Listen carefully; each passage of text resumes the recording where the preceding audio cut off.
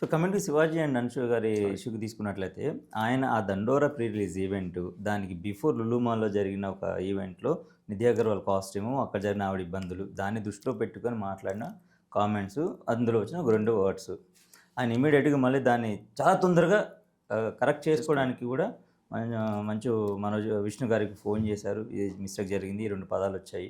అప్పటికి కంప్లైంట్ వెళ్ళిపోయింది, అక్కడికి వెళ్ళిపోయింది, మళ్ళీ సంఘాలకు వెళ్ళిపోయింది. ద సేమ్ టైం సుప్రియ గారికి కూడా ఆయన కాల్ చేసి మాట్లాడారు, చేసి అమ్మ ఇట్లా జరిగింది పొరపాటున అని చెప్పేసి.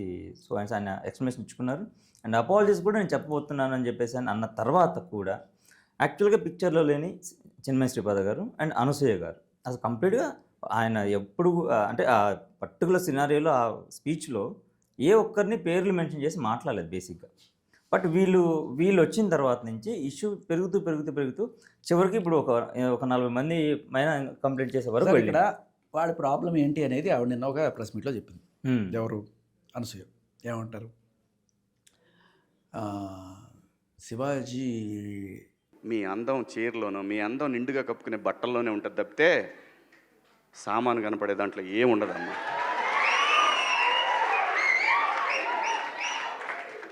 అవి వేసుకున్నంత మాత్రాన చాలామంది చూసినప్పుడు నవ్వుతూ అంటారు కానీ దేద్రముండ ఎలాంటి బట్టలు ఎందుకు వేసుకుని కాస్త మంచి వేసుకోవచ్చుగా అన్న మాటల కన్నా ఆ జనాలు కొట్టిన చప్పట్లు ఏవైతే ఉన్నాయో లేకపోతే ఆ కేరింతలు ఏవైతే ఉన్నాయో అది నన్ను బాధించింది. Scary, that is more scary, that ఇంకా భయానకమైన సిచ్యువేషన్ అది.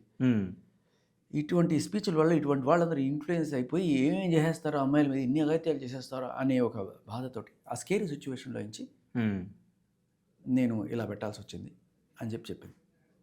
బాగుంది. స్కేరీ సిచ్యువేషన్ వచ్చినప్పుడు మంచిది.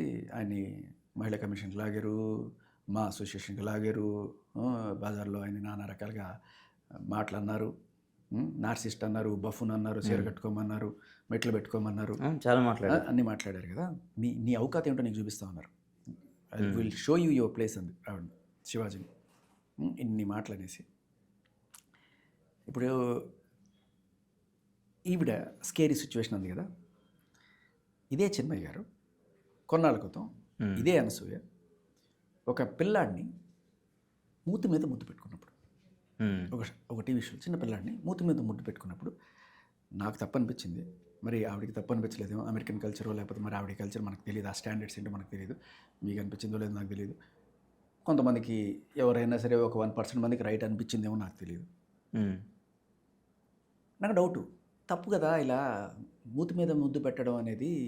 ముద్దుగా ఉంటుంది ముందు షోస్లో పిల్లాడికి 1% చిన్న పిల్లాడు అని ఒక కన్సిడరేషన్ ఉన్నప్పటికీ కూడా నాకు డౌట్, నేనే తప్పుగా ఆలోచిస్తున్నానని.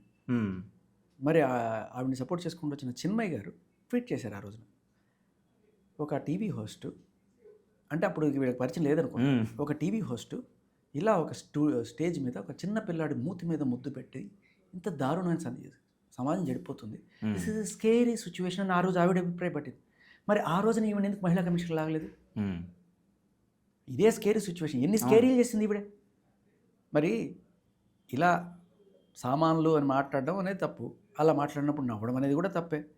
అలాగే ఫలాలు అని మాట్లాడింది, ఫలాలు అంటే మామూలు ఫలాలు అంటే ఓకే, బట్ వేరే ఉద్దేశంతో మాట్లాడడం అనేది ఎవరిని ఉద్దేశించి మాట్లాడినా జస్ట్ వేరే వాళ్ళ ఫలాలు అందనుకోండి, ఆ పర్టికులర్ కంటెక్స్లో అది బూతే ఇది బూతే, 2 బూతులే కదా. మరి దానికి నాగబాబు అని రోజా గారు నవ్వినప్పుడు నీకు అప్పుడు స్కేరీ అనిపించలేదు? నవ్వితే వాళ్ళ నవ్వు మీకు స్కేరీగా అనిపించింది కదా, మరి వీళ్ళ నవ్వు స్కేరీగా అనిపించలేదు ఆ రోజు. అంటే ఇలాంటి స్కేరీ సిచ్యువేషన్లు ఎన్నో మీరు సమాజంలో పుట్టించారు, అలాంటి పుట్టించడం ద్వారా ఇటువంటి ఎంతోమంది యూత్ని మీరు తయారు చేశారు. ఆ యూతే అమ్మ ఇక్కడికి వచ్చారు. మీరు జబర్దస్తులు షో చూసిన యూతే వీళ్ళు, మీరు తయారు చేసిన యూతే వీళ్ళు. సరే, ఇప్పుడు ఇండస్ట్రీలో ఉన్న వాళ్ళు ఇద్దరు కూడా అనసూయ గారు కానివ్వండి, శివాజీ గారు కానివ్వండి, సో ఇద్దరికి ఖచ్చితంగా బ్యాక్ సపోర్ట్ ఉంటుంది. సో ఎవరు ఉంటున్నారు ఏంటి అనేది మనకు పర్ఫెక్ట్ తెలియపోయినా కూడా ఇండస్ట్రీ మొత్తం శివాజీకి సపోర్ట్ చేసిన వాళ్ళు ఉన్నారు, అండ్ అనసూయ గారు సపోర్ట్ చేసిన వాళ్ళు పర్సంటేజ్ రేషియో తక్కువ వచ్చు. కానీ సో నాగబాబు గారే మనకి క్లియర్గా దాని గురించి అందరికీ తెలిసిన విషయమే, ఆయన మాట్లాడుతూ కూడా సో వాళ్ళకి ఇష్టం వచ్చినట్టు బ్రతకనివ్వండి, చేయండి అని. సో ఈ సపోర్ట్ వల్లనే కొన్ని సందర్భాల్లో వీళ్ళు ఇలా రియాక్ట్ అవుతున్నారా అనేది ఒక పాయింట్. కొంతమందికి జనరల్గా అంటే ఫ్యాన్స్ కానివ్వండి, యాంటీ ఫ్యాన్స్ కానివ్వండి, ట్రోలర్స్ కానివ్వండి, వాట్ ఎవర్. సో వీళ్ళకి ఇప్పుడు సపోజ్ అనసూయ గారు ఉన్నారు, ఆవిడ అలా బిహేవ్ చేయడానికి, మాట్లాడడానికి, చేయడానికి ఆవిడ వెనకాల సపోర్టు ఎవరో ఉన్నారు అనేది కొంతమంది పాయింట్ అయితే, లేదా ఆవిడ ఇండివిజువల్గా ఎదిగారు. సో సేమ్ మీరు చెప్పినట్లుగానే స్టార్టింగ్ మీ కెరీర్లో మీరు భయపడ్డట్టుగానే మీకు ఒక ఇన్సిడెంట్ జరిగింది. సో సో అందుకని నేను అప్పటి నుంచి మగవాళ్ళ సైడ్ జరిగిన స్టాండ్ తీసుకుంటున్నాను. ఈవెన్ ఆడవాళ్ళ తప్పున్నా కూడా నేను అలానే తీసుకున్నాను. ఎగ్జాంపుల్ చెప్పారు కూడా జానీ మాస్టర్ వైఫ్. సో అలా అనసూయ గారి బ్యాక్ సపోర్ట్ ఎవరు ఉండడం వలన ఆవిడకి ఆ ధైర్యంతో మాట్లాడుతున్నారా? బ్యాక్ సపోర్ట్ అయినది ఈ జనాల నుంచి వస్తున్న సపోర్ట్ క్లియర్ కట్గా. అటు అంటే అనసూయ గారికి కానివ్వండి, శివాజీ గారికి, ఎవరికి అనసూయ గారికి వస్తున్న సపోర్ట్ ఎవరంటే ఇటువంటి ఇన్స్టాగ్రామ్లో ఇట్లా డబ్బులు సంపాదించుకుందాం అనుకునే వాళ్ళు, అర్ధనగ్న ప్రదర్శనలు చేసి సంపాదించుకుందాం అనుకునే వాళ్ళు చాలా మంది ఉంటారు కదా, వాళ్ళందరికీ మండిపోతూ ఉంటుంది. ఇది తప్పు అని చెప్పి ఎప్పుడైతే జనాలు తిడుతున్నారో, ఈవెంట్ సపోర్ట్ చేయకపోతే రేపు మనల్ని కూడా బజార్ది ఇట్లా మాట్లాడతారు వీళ్ళు అని చెప్పి మనం సపోర్ట్ చేసుకుందాం. మనం ఫుడ్ ఇదే కదా. అన్ఫార్చునేట్లీ నీకు శుభ్రంగా చదువుకొని ఒక ఇంజనీరో, డాక్టరో, ఒక సైంటిస్టో దేశానికి సేవ చేసేది ఏం కాకుండా ఎంతసేపు ఇప్పుకొని చూపించుకొని ప్రదర్శనలు చేసుకొని డబ్బులు సంపాదించుకోవడం అలవాటు పడ్డ చాలామంది ఉంటారు. వీళ్ళందరికీ బాధ అవుతుంది కదా. ఆ బాధపడిన వాళ్ళందరూ కింద కామెంట్ రూపంలో ఆవిడకి సపోర్ట్ ర్యాలీ చేస్తూ ఉంటారు. వాళ్ళు కూడా ఇప్పుడు వెనక్కి తగ్గిపోయారు. ఎందుకంటే ఒక కామెంట్ చేస్తే కింద ఒక 10 కామెంట్లు వస్తున్నాయి. నువ్వు అలాంటి దానివే కాబట్టి నువ్వు కూడా రీసెంట్గా ఇప్పుడు అంటే దీనికి సంబంధించి ఆమె కూడా అపాలజీస్ చెప్పినట్టుగా కూడా కామెంట్ పెట్టారు. నాట్ ఓన్లీ అపాలజీస్, అనసూయ గారు కూడా ఎవరికి శివాజీ గారు మాట్లాడిన దానికి. సో అది నేను ఎమోషన్లోనే అన్నది ఆ పీక్ మూమెంట్లో. ఇప్పుడు ఆయన మాట్లాడింది కరెక్ట్ కానీ అలా అంటే ఆ సందర్భం కరెక్ట్ కాదని సంథింగ్ అలా మాట్లాడారు ఆవిడ. అంటే రియలైజ్ అయిన తర్వాత మళ్ళీ ఇప్పుడు పెట్టిన కేసు ఇప్పుడు మీరు మీ మీద కానీ ఆయన మీద పెట్టింది కాదు కదా, ఆయన మీద పెట్టలేదు కదా. ఆయన మీద పెట్టలేదు. నిజంగా ఇక్కడ దీంట్లో నేను మాట్లాడిన సామానని, నేను మాట్లాడిన రాశి ఫలాలని, నేను మాట్లాడినా లేకపోతే సోకుపళ్ళని లేదు కదా. ఇవి మాట్లాడిన వాళ్ళందరూ బాగానే ఉన్నారు. వీళ్ళని ఎండగట్టిన వాళ్ళు మీద కేసులు మీరు మీ మీద మీరు కానివ్వండి, ప్రియ చౌదరి గారి మీద కానీ వీళ్ళ మీద కేసులు పెట్టారు. సో బేసికల్లీ ఏంటంటే ఆవిడకి అంటే ఆవిడ నోటీసులు కూడా పంపించారు చాలామందికి. లాయర్లు ఉన్నారు, డబ్బులు ఉన్నాయి, ఖర్చు పెట్టుకుంటుంది. ఒకటే చెప్తున్నా, ఖర్చు పెట్టుకో, ఎంతైనా ఖర్చు పెట్టుకో.